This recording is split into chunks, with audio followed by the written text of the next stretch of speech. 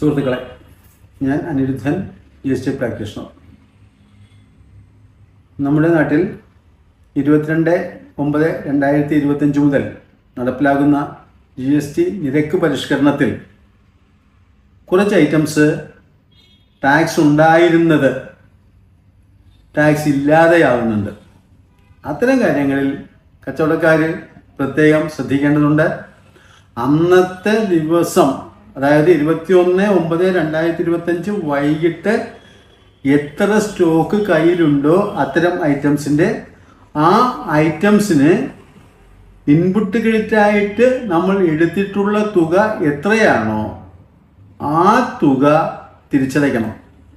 അത് ക്രെഡിറ്റിലുണ്ടോ ഇല്ലയോ എന്നുള്ളത് പ്രശ്നമല്ല. സ്റ്റോക്കിൽ ഉള്ള വസ്തുവിന് ഇൻപുട്ടായി എടുത്ത തുക തിരിച്ചടയ്ക്കേണ്ടതാണ്. അത് എത്രയുണ്ടെന്ന് നോക്കി ചെയ്യണം.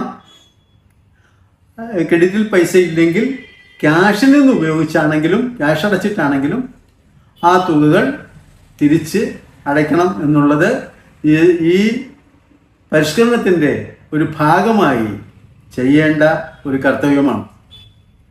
ഇത് ചെയ്തില്ല എങ്കിൽ ഇത്തരം കാര്യങ്ങളിൽ പരിശോധന വരാനും പരിശോധന വരുമ്പോൾ ആയതിനെ കുറ്റം ചെയ്തതിനുള്ള ശിക്ഷയെന്നും പറഞ്ഞുകൊണ്ടും അല്ലാതെ ഈ തുകയും മറ്റും തിരിച്ചടപ്പിക്കുന്നതിന് ഡിപ്പാർട്ട്മെൻറ്റ് ശ്രമിക്കും.